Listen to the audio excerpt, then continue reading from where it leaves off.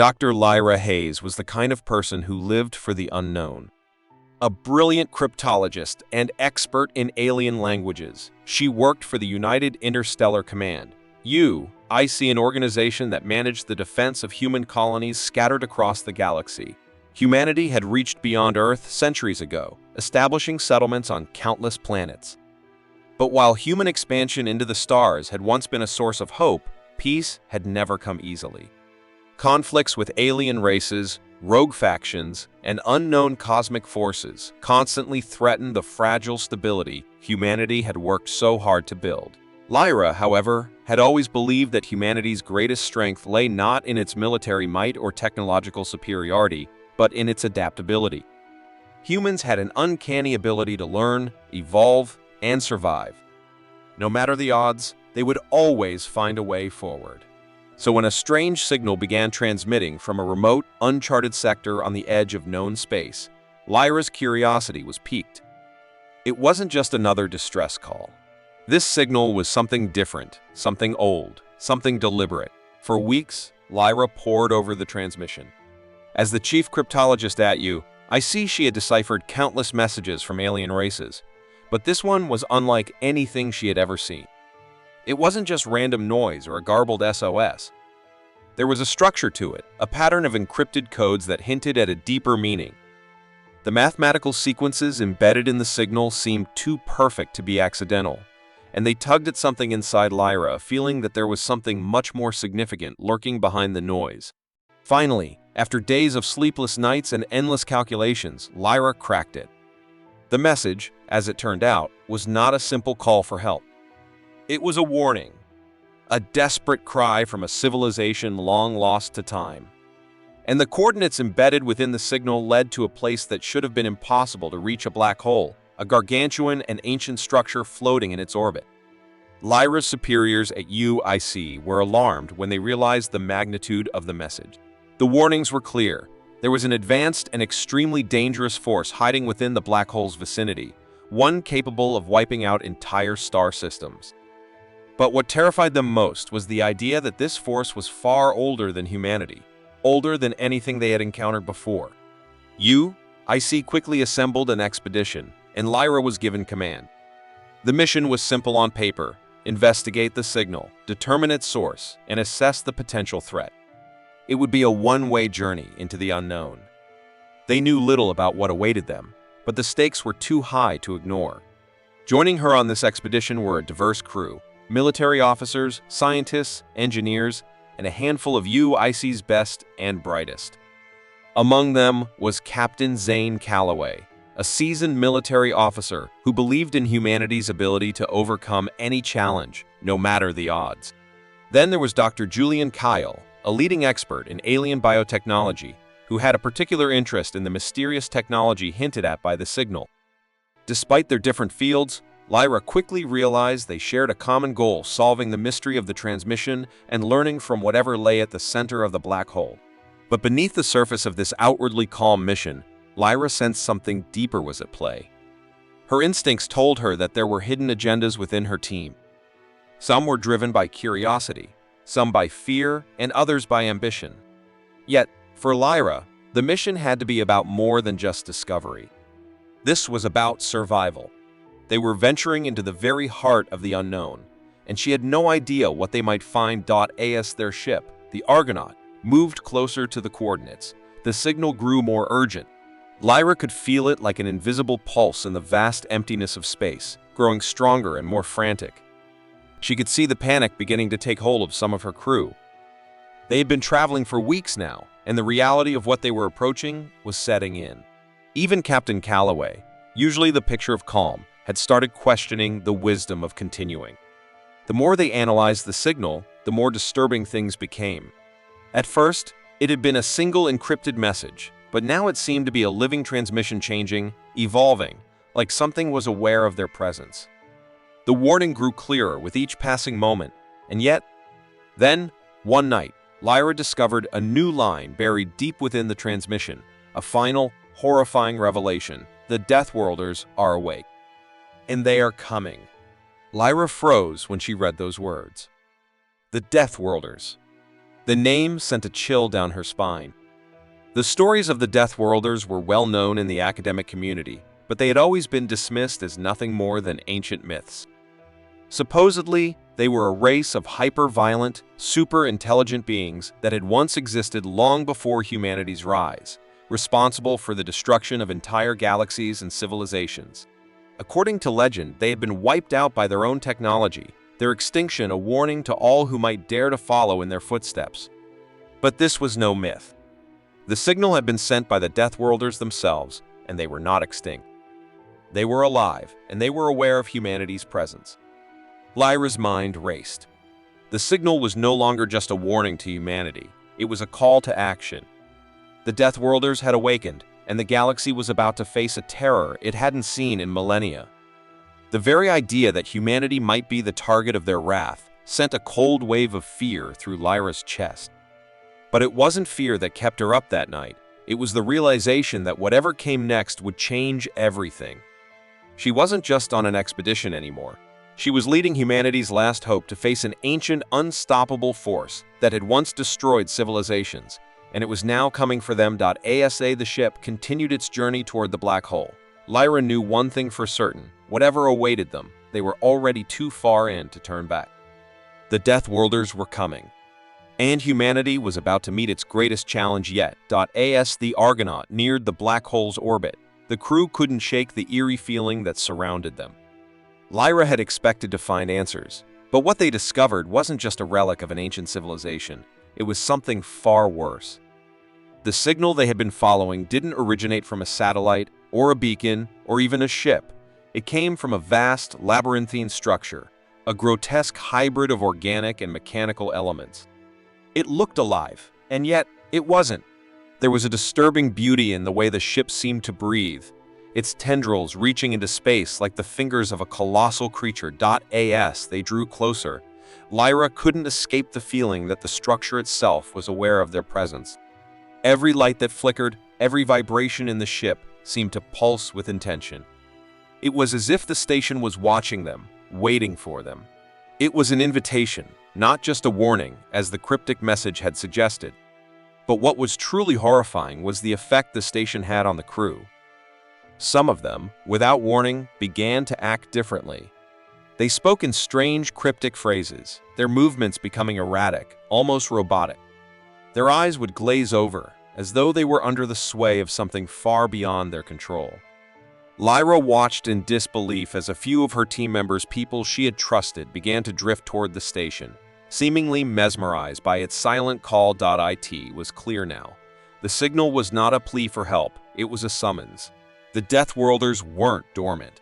They were waiting, calling for something, and now the crew was starting to answer. The mission that had once been about discovery and exploration was quickly descending into something far darker. Lyra felt a cold grip on her heart, realizing that they had all been lured here. The Deathworlders hadn't just made contact, they had orchestrated this entire expedition. Among the chaos, Lyra discovered something even more unsettling. Captain Tival, one of the senior officers aboard the Argonaut, had known about the Deathworlders for years. He hadn't come here to investigate, they hadn't been the first race to find the signal. In fact, Tival had been actively searching for the Deathworlders, believing that their technology could give humanity a decisive advantage against the powerful rival species, the Zorn. Tival's obsession with the Deathworlders had been carefully hidden behind a veneer of loyalty and duty. Lyra had known Tival for years, and although they had often disagreed on the best way to approach certain situations, she had always respected his resolve. But now she realized that Tival had been using their mission as a cover for his own ambitions. He had been secretly working with the remnants of the Deathworlders' technology, trying to unlock their secrets. The alien artifacts they had uncovered, some mechanical, some organic, were not just relics. They were weapons, capable of bending space and time, controlling life and death. Lyra felt a gnawing unease. How could she have missed this?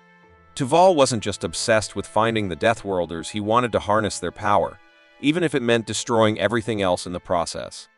The revelation hit her hard. Could humanity survive if they used the Deathworlder technology? Was it worth the risk of unleashing another galactic-scale war? The very same technology that had led to the Deathworlder's destruction could easily spell humanity's doom as well. Lyra faced a painful decision. She had to act, but how? If she warned the rest of the fleet about Tival, would they see her as a traitor, someone trying to sabotage the mission? Would they agree with her view, or would they fall in line with Tival's dangerous vision of conquest? Worse yet, could the crew, already showing signs of falling under the influence of the Deathworlders, even be trusted? As Lyra struggled with the moral quandary, the situation within the Argonaut became increasingly tense. Captain Tival's faction was growing. More of the crew, influenced by the strange pull of the Deathworlder artifacts, began to side with him. They argued that humanity had to use this power before their enemies, the Zorn, did. The arguments became more heated, and the crew, once a well-oiled machine, began to splinter into factions. Lyra was no longer sure who she could trust. Even Captain Calloway, who'd always been a strong ally, seemed to be wavering, tempted by the promises of power the Deathworlder's technology offered. It became clear that Lyra could no longer rely on military might alone to protect them. She needed to form an alliance with those who still believed in humanity's survival, not through domination, but through cooperation. Her unlikely ally came in the form of Lieutenant Kieran, a younger officer who had joined the mission with little interest in warfare. Kieran had been a staunch advocate for peace and scientific discovery, but after witnessing the horrors of the Deathworlder's influence, he became just as determined as Lyra to stop Tival's dangerous pursuit of power.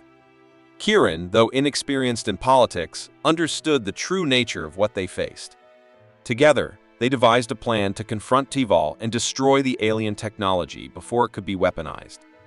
But the stakes escalated dramatically when the Argonaut sensors detected a new threat. An entire fleet had emerged from the black hole. The Deathworlders, it seemed, were not merely a legend. They were real, and they were coming, not to negotiate or simply observe, but to wipe out humanity and every other race in their path.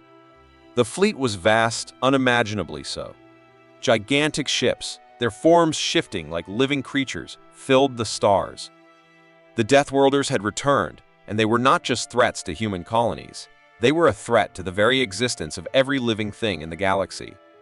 Humanity had awoken something ancient, something far beyond their comprehension. Lyra's pulse quickened as she watched the fleet approach. She realized that the mission had gone from exploration to survival, and from survival to a race against time. The Deathworlders were not just coming for them, they were coming for everything. And soon, Lyra would have to make a decision that would determine the fate of humanity. Would she join Tival's dangerous quest for power, or would she destroy the very technology that could save them?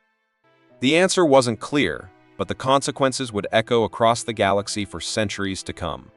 The vast shadow of the Deathworlder's fleet stretched across the stars, an unstoppable force descending on them like a dark storm. Lyra stood on the bridge of the Argonaut, her pulse quickening as the massive ships began to take form in the distance. But even as the gravity of the situation pressed down on her, the worst betrayal she could have imagined unfolded before her eyes. Captain Tival, once a trusted leader, now stood at the forefront of humanity's demise. Tival had no intention of resisting the Deathworlders. In fact, he had already made a decision, one that would prove catastrophic for the entire crew. He wasn't here to fight, he was here to negotiate. His obsession with the Deathworlders had blinded him to the truth. He had long believed that humanity could use their power to rule the galaxy, to crush the Zorn and other alien species under their heel. But now, faced with the massive fleet, he was eager to strike a deal, convinced that aligning with the Deathworlders would guarantee humanity's dominance. Lyra's stomach churned as she listened to Tival's orders being transmitted across the bridge. He'd reached a deal with the Deathworlders to leave humanity in a position of power. But what Tival didn't realize, or perhaps chose to ignore, was that the Deathworlders had their own plans. The moment he had aligned himself with them, he had sealed his fate and that of the entire crew. The Deathworlders weren't interested in alliance or domination in the way Tival had imagined. Their power was not just in their weapons, but in their ability to control life itself, to manipulate the very fabric of biology. They had evolved beyond mere soldiers. They were architects of life, capable of shaping entire ecosystems and turning creatures into efficient, deadly machines. Before Lyra could act, Tival made his move. He betrayed them all in an instant, ordering a full-scale attack on Lyra's crew. His eyes were wild with belief, driven by the hope that capturing her, the one person who could understand their technology, would solidify his position as a key figure in this new order.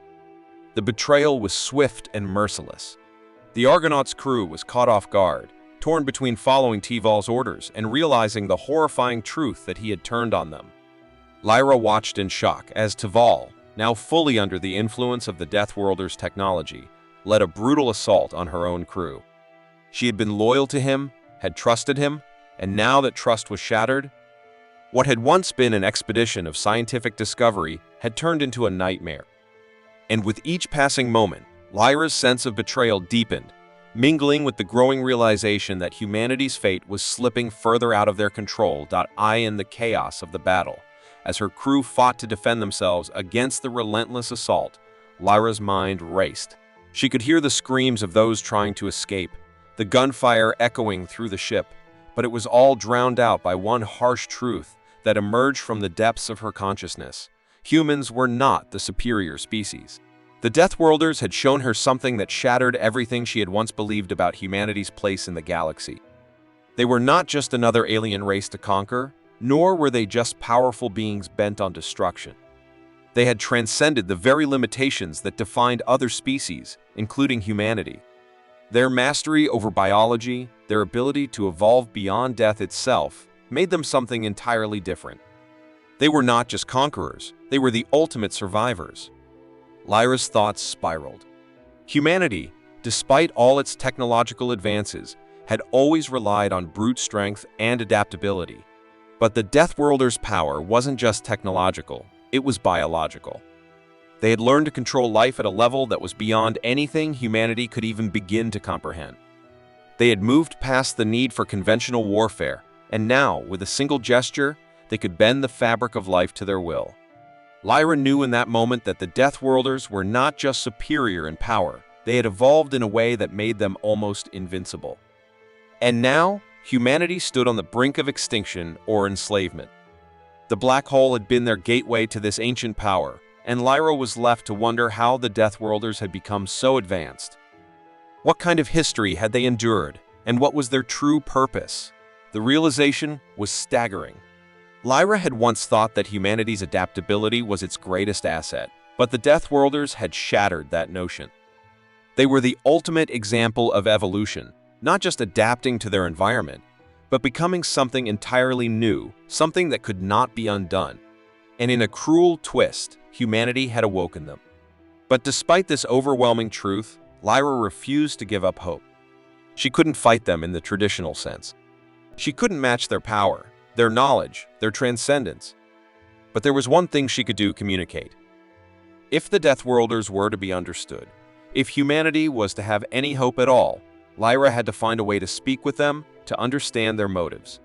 She knew it was a dangerous gamble, but the alternative was worse. She couldn't let Tival's obsession lead to the annihilation of humanity, and she couldn't allow the Deathworlders to continue their rampage without knowing what they truly wanted. She had to try to forge a new path, one where humanity could coexist with the Deathworlders, even if it meant sacrificing everything she had believed in. Lyra's decision was made. She would ally with the Deathworlders, not in the way that Tival had hoped, to control and dominate, but to learn, to understand, and to perhaps find a way to coexist with them. She had no illusions. The Deathworlders were not kind. They were not merciful. But in their ancient intelligence, Lyra saw potential for something that humanity had long since lost, a way to transcend death, to evolve into something greater. As the battle raged around her, Lyra contacted the Deathworlders directly.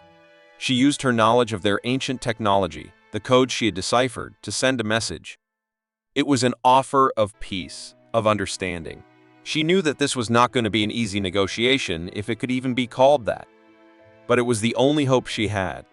The Deathworlders' response came swiftly. Their massive ships paused, their engines humming with an energy Lyra had never felt before. The very space around them seemed to warp, as if bending to their will. And then, just as quickly, the message came: "We have been watching. We are beyond your comprehension. But you, Lyra Hayes, are the key. You may be the last hope for your species. It wasn't a promise, but it was something.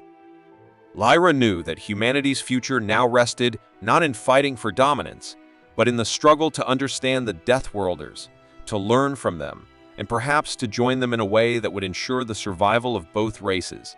The galaxy was on the brink of change, and Lyra was about to step into a new era, one that would forever redefine what it meant to be human. The battle for survival had been long and arduous. Lyra's alliance with the Deathworlders, though born out of necessity, had changed the very fabric of what it meant to be human. As she stood in the aftermath of the conflict, looking over the remnants of the battle-torn fleet, she couldn't shake the feeling that victory had come at a steep price. Humanity's survival was no longer a matter of simple determination and grit. It had been bought at the cost of their very identity. The Deathworlders had never seen humanity as an equal.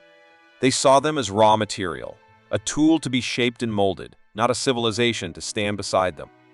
But for Lyra, the Deathworlders' offer had been one of survival, not just for herself, but for the entirety of humankind. With their technology, humanity had been able to fight back against Staval's forces, defeating the man who had once been their leader and bringing an end to the immediate threat of extinction.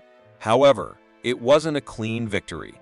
The Deathworlders' influence was now embedded deeply within humanity's systems. The technology they had shared was not just advanced, it was transformative. Humanity had adapted, had learned to harness the Deathworlders' power in ways that defied their previous understanding of biology, physics, and even time itself. But with each new discovery, Lyra saw something unsettling. Humanity was changing. The line between them and the Deathworlders was blurring, and it was unclear how much of humanity would remain once the process was complete. As the warfleet stabilized and the surviving crew members began to rebuild, Lyra walked through the halls of the Argonaut, her mind heavy with the consequences of her decisions. The scars of the battle were all around her, both physical and psychological. The crew members who had once believed in the pure strength of humanity now faced a harsh truth. The power they had sought to protect had come from a race far older and more terrifying than they could have imagined. Yet, humanity had survived. They had avoided annihilation. They had gained power far beyond what any one person, any one species, had ever dreamed of. But at what cost? The question haunted Lyra, even as she tried to move forward with the plans that would secure humanity's place in the stars. She had saved them, but she had also bound them to something much greater, much darker. The Deathworlders did not have mercy, nor did they care for human emotions or ambitions. They viewed this as the natural order. The strong would rule, and the weak would either perish or be subsumed. Humanity had been given a chance to adapt, but they would never be allowed to stand on their own terms again. The final confrontation with Staval, who had tried to wield the Deathworlders' technology for his own gain, had ended in a bitter victory. Staval's forces were scattered, his dreams of conquering the galaxy shattered. But even as Lyra saw the remnants of his shattered rebellion, she knew that the victory came at a high cost. Humanity had lost their autonomy, their identity as a self-determined species. In the shadow of the Deathworlders, they had become something else, something far less human than they had ever been. As the dust of the battle began to settle, Lyra received a message from the Deathworlders. She had hoped, perhaps naively, that there would be a moment of peace, a chance to reflect on what they had accomplished, or at the very least a chance to breathe. But the Deathworlders' message was cold, uncaring, and final. The message read simply, "This is just the beginning.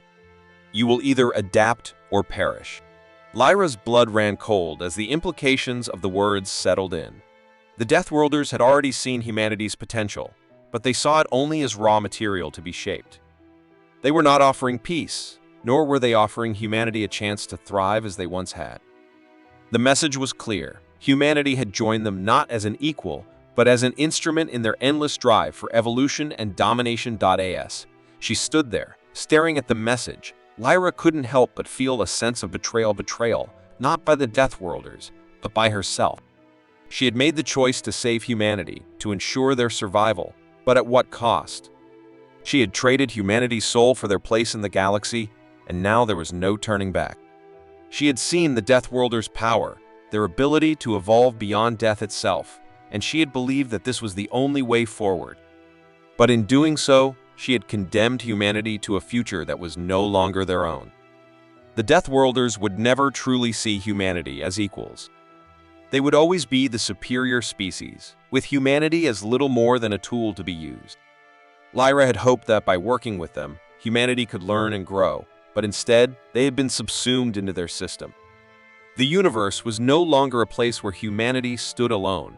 They had been swept up into the great cosmic machine of the Deathworlders, and the question now was whether they would ever be able to forge a future of their own again. As Lyra sat alone in her quarters, the weight of her decisions pressing down on her, she realized that the battle was far from over. The Deathworlders were not just a species, they were a force, a way of being that would continue to shape the future of the galaxy. Humanity, now bound to their ways, would either evolve in their image or be destroyed for their failure to adapt. She could no longer ignore the haunting question that lingered in her mind. Could humanity retain its soul after embracing the Deathworlders' terrifying power? Could they still hold on to the very essence of what made them human, or had they lost it in their pursuit of survival? Lyra did not have an answer, but one thing was certain: humanity's future was no longer in their hands. They had entered a new era, one shaped not by the ideals of their past, but by the cold, calculating power of the Deathworlders. And now, it was up to Lyra to guide them through this new age. But would humanity ever find a way to reclaim their identity, or had they already become something else entirely? The fate of the galaxy and of humanity was still unwritten,